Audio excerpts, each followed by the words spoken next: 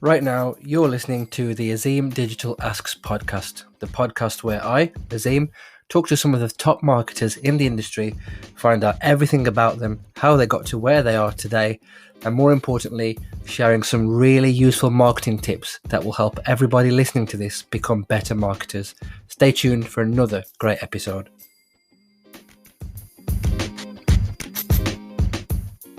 Hello and welcome back to another episode of the Azeem Digital Asks podcast. I am really excited for this episode because we're talking all about bringing live events back, and especially one of the biggest events in the UK, fingers crossed at the time of recording, is coming back in person. So my guest today, I'm sure many of you know who he is. He's Kelvin Newman, the founder of Rough Agenda, a company that arranges specialist digital marketing events, including BrightonSEO, which is what we're going to be talking about today. And if you don't know who Kelvin is, in 2014, he was voted by econsultancy as the most influential individual in digital, and in 2013 won the Search Personality Award at the UK Search Awards. Kelvin, welcome to the show. Hello, and thanks for having me along. It was always interesting when you hear your bios back of things you did in the past that were quite impressive that you sort of have half forgotten about, but were in the bio that you use. So yeah, it's good to be along today. Fantastic. You deserve all the accolades that you can get, my friend. You do a lot for the industry, so these are just a small way of the industry saying thank you. How are you, Kelvin?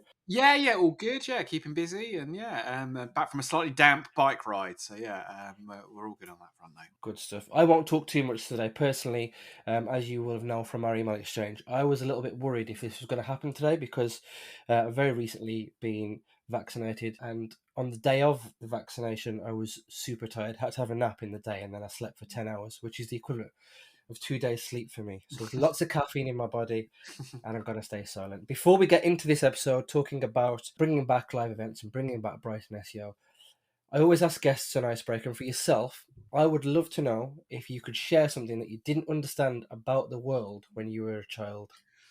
It's an interesting one. I mean, maybe it's not kind of quite as grand and philosophical as the world, but certainly thinking of things that I didn't understand as I was as I came back from a bike ride just now, I was thinking about the question as I was out, and I suddenly was reminded of how I couldn't really work out how gears worked on bikes for a long time. So really into my riding now, and particularly into the climbing of hills. So like that's the bit I'm particularly, I enjoy the most when I'm on a ride is going up the hills. And there's even kind of competitions that I've done in the past, which is kind of hill climbing, where you're kind of racing just up a hill for 5 minutes or so.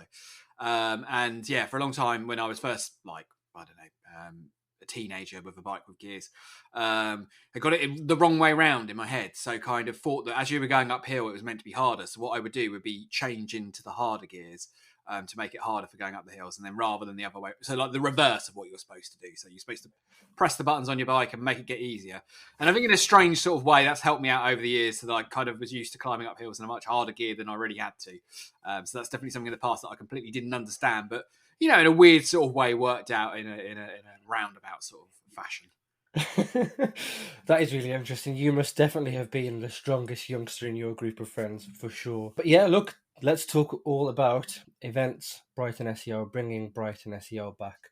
Let's start right from the very beginning. So for anybody who doesn't know about Brighton SEO, would you mind sharing an introduction into not only the event, but also yourself as well? Yeah, so my background is in search marketing. I kind of still describe myself as a search marketer, though realistically I'm probably more of an events organizer. And yeah, I was working for a digital marketing agency called Site Visibility, who are based in Brighton and been going 15 odd years, something like that now. And I was working for them and had spoken at a few SEO conferences. I spoke at the very first SMX in London. And after, having attended an SES, which was another event around about that sort of period of time that was organised, I thought it'd be good fun, and a few people would organise some informal meetups in Brighton that were just kind of, if you work in Brighton and you work in SEO, let's go for a beer. And I sort of picked up the mantle of that and sort of started arranging some talks going with that. So that was in the upstairs room of a pub, and we tell that kind of version of the story quite a lot. But yeah, it was a few people meeting in this kind of upstairs room of the pub. We had a few talks, people enjoyed it. More people showed up than we had seats. So we booked a big venue, and then more people showed up than we had seats, and kind of went through this whole series, particularly early on, of kind of finding a venue, being too big for it, and moving to the next one. And yeah, that's kind of where the event sort of found its feet. And Now it's in pre-COVID times, we're getting like 5,000 people from 50 different countries twice a year to come to Brighton SEO. Huge demand for the free tickets that we offer, and we also sell a huge number of tickets as well. So Brighton SEO is a really interesting one. Like the business model is kind of like a fascinating one for events as well. But we're kind of like definitely by like the largest number of attendees, specialist search event in the world, and even kind of we sell more tickets than like the next biggest event as well. So yeah, it's it kind of has grown from this kind of very informal group of people getting together to learn from each other and have a good time, and kind of we've tried to keep as much of that as we can whilst becoming a more serious organized event with a growing reputation. And yeah, we try to keep as much of that kind of starting principle as we can. And yeah, it seems to go down well, and yeah, people are very kind of responsive, and we're really fortunate there's a great community that wants it to do well, and kind of we're just able to sort of like it's like a virtuous circle, right? So sort of everyone benefits. And so we're very fortunate to have an event that is very popular with people, but we're very lucky because the community wants it to happen. So it kind of all sort of benefits each other in that way. Yeah, absolutely. And let me be, one of person number 9 million or however many people have congratulated you on the incredible success of the event. It's definitely one of the focal points of the events calendar. Well, now 2 times, of course. You mentioned COVID there during your point, so I'd love to ask you from an organizer's point of view. Pre-COVID, everything is in place for another event, and then all of a sudden the pandemic comes. What challenges did you face, and how did you manage to turn such a large in-person event into a virtual event? Yeah, I mean, a lot of kind of events organisers have been through this journey, and yeah, it's not a kind of super unusual one. But yeah, we were scheduled to have an event in April 2019, which would have been our like 10th anniversary event. Like our first event was 10 years prior to that in February, but so that would have been our 10th first event after our 10th anniversary. And yeah, it was kind of all set to go. Lots of tickets sold, full speaker program, programmed, and all very much kind of lined up, ready to go. It became relatively like the nature of like having a network of people who I know who were organising events. Was aware of the dangers of what was going on relatively early, to be completely honest, because I've got some quite close business friends who organise events in Singapore, which were kind of affected quite a lot earlier than events here. So kind of it was on my radar that we were definitely going to be affected in some way, shape, or form. Initially, we just assumed it was likely to mean that we would need to have some kind of mitigations in place. So things like reduced handshaking, hand sanitizer, that sort of type of thing. That at that point in time felt like it might be sufficient to kind of deal with what was going to be required at that point in time. But increasingly it was becoming apparent that we might need to cancel the event. But it all happened quite quickly. So we kind of were putting in place our plan to postpone rather than cancel. Actually, probably is the better way of putting it. And yeah, we'd kind of reached a decision that we needed to do, but it was tricky about like there was this gap between when we had to and wanted to, but kind of it all because there was dangers of kind of like being liable for all of the expenses that you would have incurred and all that kind of stuff. So there was a bit of like wrangling whilst we tried to kind of get our way through that. But we decided, I forget the precise date now, but when we decided we were going to postpone, it was the same day that the Premier League also cancelled all their events as well, of matches. And it all kind of like over a period of like, 64 hours, it became, we made the right decision, but we would have had to have made that decision anyway, if that makes sense. So yeah, it was kind of very much there. But in terms of our original plan was, well, let's roll as much of that forward to October as we possibly can, which would have been when the next in-person event was. And again, that was one where we were kind of like optimistic, but there was, of course, inevitably some likelihood that it could be affected still. Last summer, the plan was that events would be possible to come back in the autumn, but we didn't get too far along the journey of, it was a good sort of 8 weeks out from that being the case that it became apparent that was going to need to be would be impossible to be a live in-person event as well. And we were already in place that was going to be a hybrid event, and we'd kind of got a lot of the technology lined up and all that sort of stuff. So yeah, it was relatively easy to transfer over, and we're very fortunate that the community themselves are very familiar and confident using online technology. So it wasn't a hard shift to do to make that move across. And we've been surprised how popular our online events have been. So we've launched a series of additional ones as well that took place, which were kind of smaller scale summit ones. So we were kind of like doing small events in order to find out what would work for the big event. And yeah, it seemed to work quite well. Obviously, it achieved some different outcomes, I think, to an in-person event. But it's been interesting seeing how kind of the international scope of the audience for our online events is significant, because there's lots of people who it's going to be very always would have been hard to travel to the UK to visit the event. So that's been really exciting. There's people who perhaps might not be able to come for a variety of other reasons, like childcare and all that kind of thing, that can sometimes make it a little bit more tricky to travel to events. So yeah, we've been kind of pleased about that as a things that have come out of that. And I think like the good news is, I think all events, we're very keen to be back to in-person events as much as possible, as soon as possible. But I certainly think there's a lot that we've learned along the way there that will mean that we have kind of online elements more that allow that greater, broader access of people to participate and learn from the event. And also, in a strange way, like having a bit of time off from the event has kind of reinvigorated us as the organisers of the events. It's kind of quite easy when you're on this kind of every 6 months you're doing something new. Is it can you'll do it because you want to do it and you're excited about it, and there's elements of it that are like you're keen and ready to go, but it is kind of like quite a commitment. So actually being prevented from doing them, rightly so, like it's kind of given me particularly, but I think the whole team, are kind of like a reappreciation of what we do and why we do it and why we love it and why we got to why it started, if you see what I mean, which I think hopefully will give us the chance that when we are able to do it, we'll be more grateful than perhaps we would have been in the past, and like more excited to do it. And I think it will give us I hope a real new lease of life, and I hope that also for the attendees as well, there'll be similar kind of feelings as well.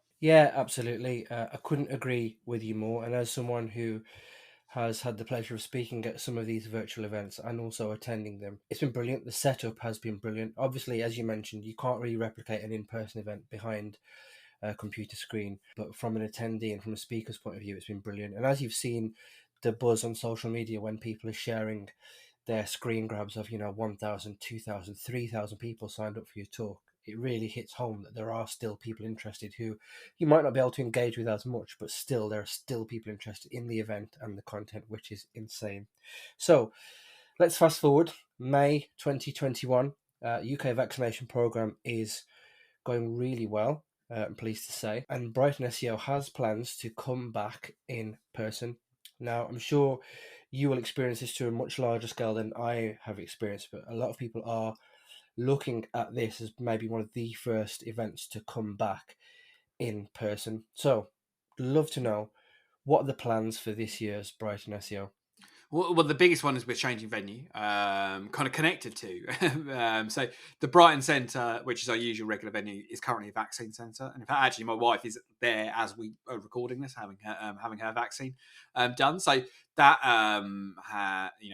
has changed from that side of things. So we're moving along to the Hilton Metropole, which is kind of a very famous hotel in Brighton, and also a very large conference space. It's kind of an interesting one that like you kind of go in this relatively small front area if you're kind of going into the hotel, but there's this huge area at the back, which has multiple stages, none of which are quite as large as the main auditorium one at the Brighton Centre, but basically if you were to move like auditorium 2, which is like the second largest space, and there is a space that's bigger than that in there, and like so basically it's about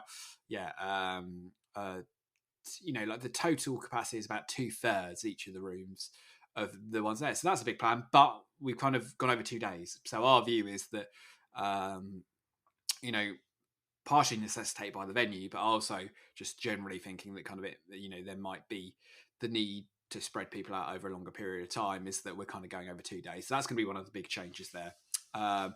the traditional paid for tickets that we've got, so the training tickets, the friends tickets that we do, which are kind of your VIP tickets, they'll get everyone access to both days of the conference. Then the plan is that the ballot, which is traditionally the one that is the hugely sold out 10,000 applications for 2,000 tickets that we're going to do, providing that there's no dramatic changes in the capacity expectation that the government allow, we're going to release ballot tickets that go for each of those 2 days. So we'll actually be able to release more ballot tickets because not everyone will be able to get 2 full days, but like the view is that actually we'll be able to invite more people because it's spread over 2 days there, and that'll allow also the friends to see, like the friends ticket holders to see more talks as well. So yeah, it's interesting, and also that's sort of a direction that we've been considering heading in anyway. Just because, particularly for international attendees, which we don't think we're going to be getting a lot of for July, just because of the nature of where we're at. But longer term, it's kind of very tricky for people to make the journey for a single day, particularly internationally. So our hope is by going multi-day over multiple days with training, with fringe conferences, with other things we're longer term hoping to bring into the event as well, it'll allow people that we won't expect everyone to be there for the full duration of the event, but we'll allow people to kind of go, well, here's what I really want to learn from. Here's the chance we can do that, but I'll also give people that there'll be more going on. So if you want to kind of do things outside of the conventional sit in a room and listen to someone talk, there's going to be a greater opportunity to do that longer term as well. So yeah, so in July, we're kind of at the moment working on, it's still a little bit kind of government guidelines are kind of being confirmed.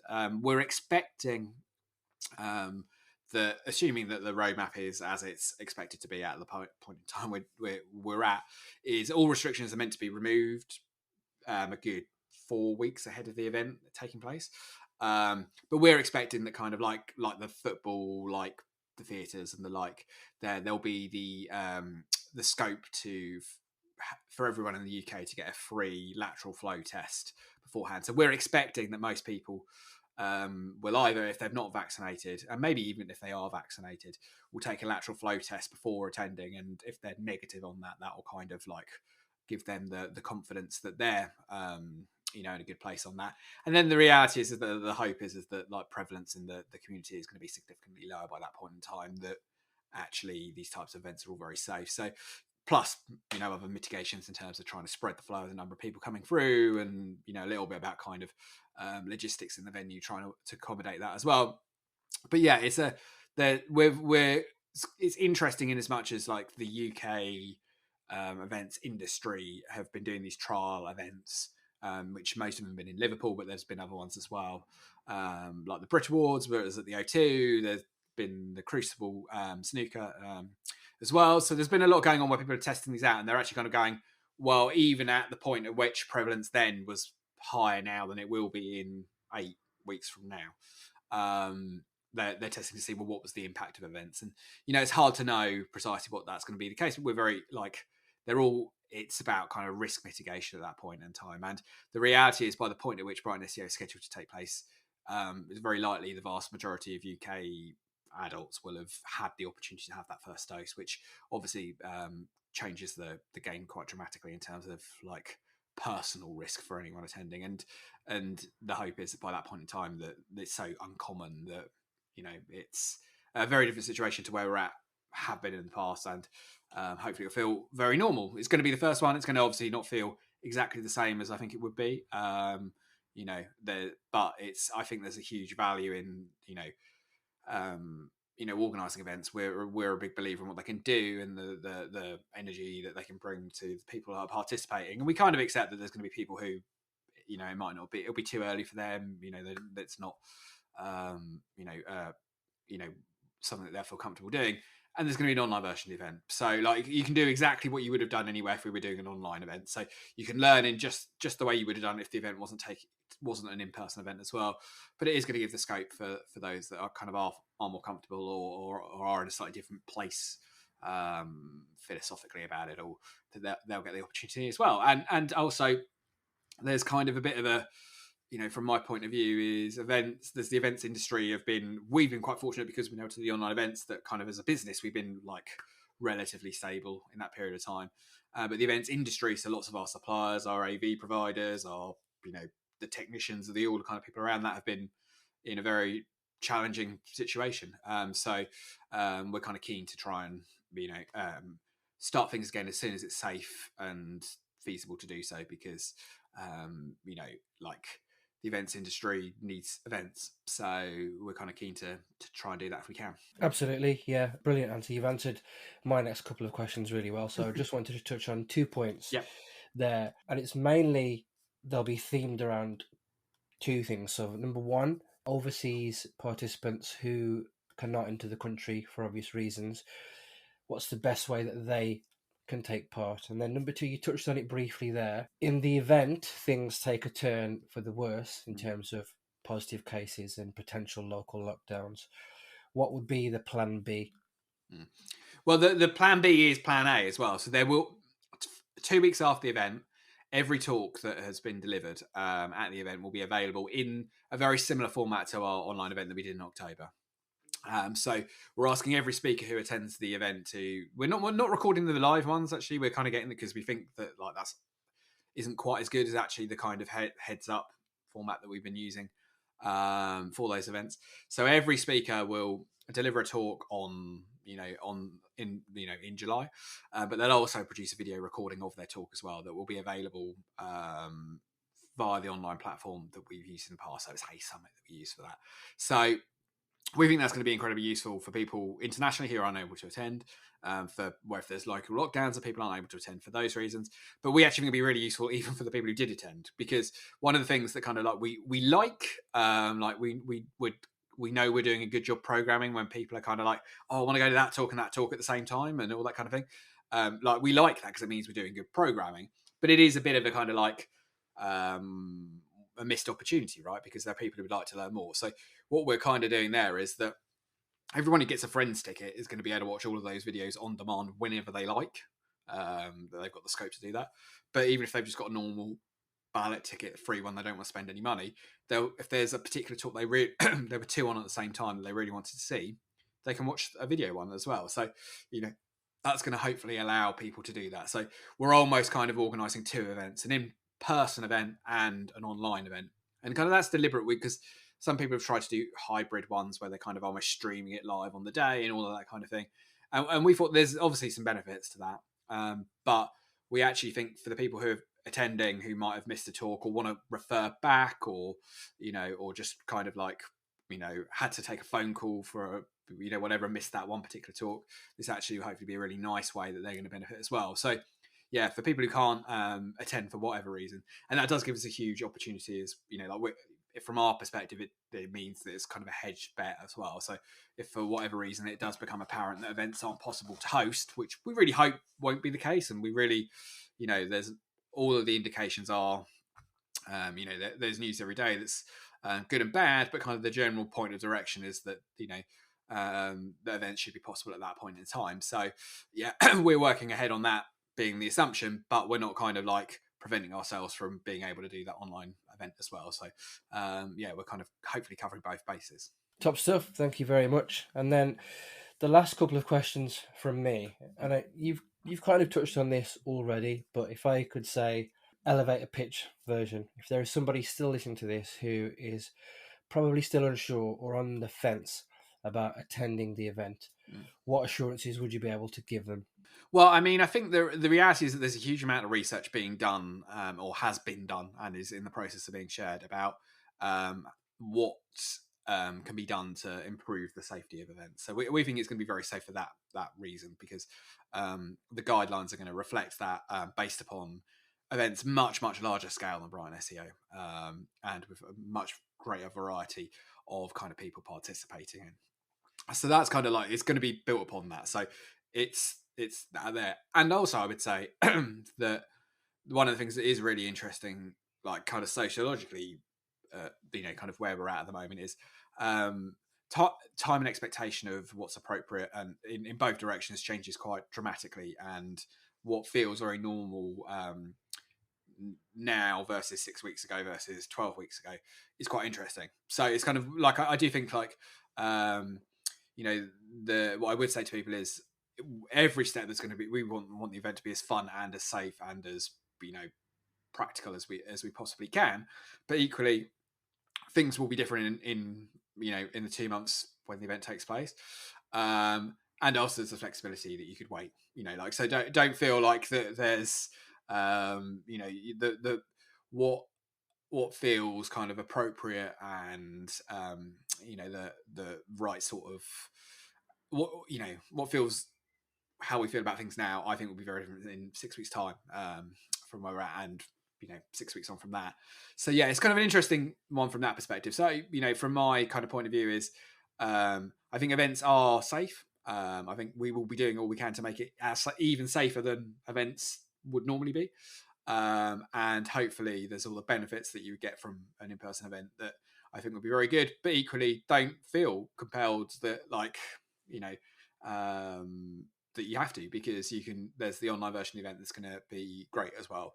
So that's kind of what I would say to people, is like, if you feel comfortable, if you're excited about that, come along, it's going to be great. But if not, don't worry, it's like the event will be back again every 6 months, and there's an online version that's going to be very, very similar and very, very high quality as well. So there's hopefully all the bases covered. I was just about to say that exact phrase. You've covered all the bases there. Top stuff. Right, let's end on a positive then. This conference for me was my very first speaking event. So again, thank you very much for having me. Hopefully I didn't put down your attendance numbers, but yeah, this conference is very good at giving first-time speakers the opportunity to come practice their public speaking, but more importantly, share their knowledge as well. And on a personal note, when I first started, I was very honoured to be mentored by Aleda Solis, who's brilliant, very well known in the industry, and I'm sort of paying it forward. I'm nowhere near on the same level as her, by the way. Let me just make that clear. I'm very privileged to be paying it forward and speaking to some of these first-time speakers. By the time this episode goes out, I think I will have spoken to about maybe 5. They're all really, really excited about speaking at this event. But I think it would be better coming from you to hear what advice you could give to somebody who is going to be speaking for the very first time at Brighton SEO. Yeah, so I mean, we pride ourselves on bringing through new talent, and that, some of that is kind of like practically useful for us. Like, we want there to be as many new voices as possible, and I'm very much in the belief that just because you delivered 8 talks in the past doesn't mean that you're the best person to be delivering talks for the next 10, 15 years. Now, that's not to say that people who haven't delivered talks in the past won't do good talks again. That's fine, but there's such a great variety of talented professionals in the search industry that, as a conference organizer, you're going to want as many different people as possible. So yeah, we're kind of always keen and encourage people to put themselves forward to speak at the event, because I think that that's good to do. But my advice for kind of people starting out the first time is, feel confident, because you got selected. Lots of people don't. So like, at the very least, that's like you've done a good job there. Even in getting selected, you're already in a really strong place. But yeah, I think a lot of it's about kind of just planning and preparing and thinking about what people are going to need and want. And from what people want from a talk is they want it to be useful. They ideally want it to be hands-on, and like just that, like, you've considered the talk. And actually, in a strange way, again, this is partly why we often quite like new speakers, is because they do prepare and take it seriously and really want to do a good job. And sometimes the danger is, if people are, this is their 150th speaking engagement, there's a danger they might phone it in. So yeah, I mean, I think that nervousness is good because it means that you care, and be confident that, like, you've pitched a topic that you know about, and there will be people in the audience who want to learn. And because we're multi-track, and because of the nature of the event, people have decided to be at your talk, so they want to hear what you've got to say. It's a very supportive audience. Some will already know, and they're there to kind of confirm their experience. Other people will be coming in, and it's a completely new topic to them as well. So know that everyone wants you to do well. And I mean, that's one of the great things about our, I think the vibe sounds a bit cheesy, but a big part of, like, kind of, what I really appreciate about the Brighton SEO audience is that they do want new people to do well, and they want them to share, and they want to learn. And that's what we love about our speakers, is that they're prepared to do that. Yeah, that's brilliant. Kelvin, this has been a really insightful episode. Thank you very much for taking the time out of your presumably very busy planning. Well, it's going to get busier. We're all right at the moment. It's all that kind of. The very strange thing about this time round is, like, we know there's a lot. You're waiting for things to fall into place. So yeah, the next few weeks will get busier, I imagine. We're not too bad at the moment, though. I've caught you at a good time then. If anybody wants to find out more about the event or about yourself, where can they learn more? Where can they Yeah, follow so you? the website is BrightonSEO.com. We use Twitter a lot. So the official like event Twitter account is at BrightonSEO. My personal account is Kelvin Newman, all one word. And do come along and check it out. And I think that we're all about helping people learn to do search a bit better. And there's lots of ways that can manifest itself. It's not only in the events. There's the content that's shared around that, and keep an eye on us, because I'm sure there's stuff we'll be able to do that will help people do their job a little bit better, which is what we're trying to do. Lovely. And then, as always, I can't remember if I've prepared you for this or not, so this bit will be fun. As always, this is the part of the episode where I once again thank you for being a brilliant guest, but more importantly, shut up and let you have the final word on your episode. So within reason, final word is all yours, Kelvin. Well, yeah, I mean, I just want to say a big thank you to the community out there as well for kind of supporting our online events as they've come, and also in supporting us in coming back. And we love getting people together and helping them learn. And we're kind of really excited about doing that again, because we know that there's this kind of hard to articulate energy that comes from getting a group of people together who are passionate and interested in something, and we can't wait for that to come back in the way it did before, and then learn all that we have done in the last 12 to 18 months and kind of make things even better.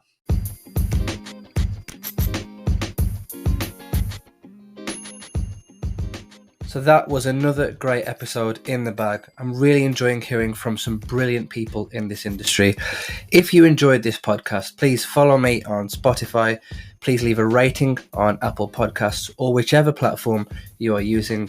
Tell a friend to tell a friend, and hopefully see you for the next episode.